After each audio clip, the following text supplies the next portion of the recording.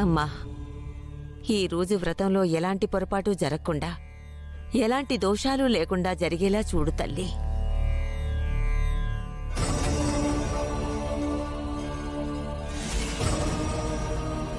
ఇదేంటమ్మా 7 రకాల పువ్వులే ఉన్నాయి? ఈ పూజకు కావాల్సింది 9 రకాల పువ్వులు కదా.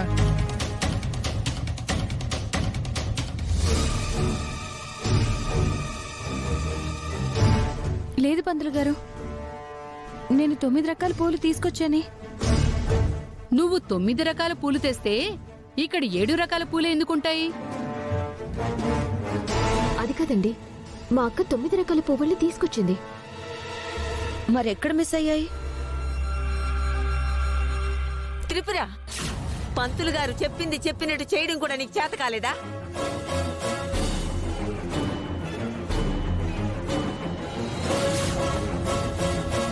అక్కడ పూజకు ఆలస్యం అవుతుంది కదా. తెచ్చిందే 7 రకాలు, 9 రకాలు తెచ్చావని అబద్ధాలు చెప్తావేంటి? లేదు బామ్మగారు, నేను తీసుకొచ్చాను. అమ్మా, 9 రకాల పువ్వులు లేకుండా ఈ మంగళగౌరి పూజ చెయ్యలేము.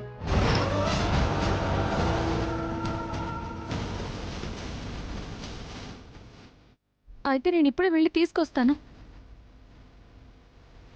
అమ్మా, వెంటనే పూజ ప్రారంభించాలి. మంత్రోచ్చారణతో ఒక్కొక్క రకం పువ్వుల్ని అమ్మవారికి సమర్పించాలి. అందుకు 10 నిమిషాలు మాత్రమే సమయం ఉంది.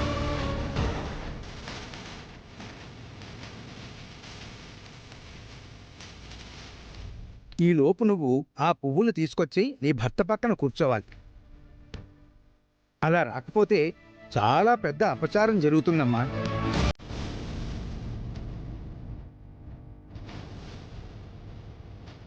అలాగే నీ భర్త పీటల మీద నుంచి లేవకూడదు. లేదు, అలా జరగదు. నేను వెళ్ళి పువ్వులు తీసుకొస్తాను. త్వరగా వెళ్ళిరామ్మా.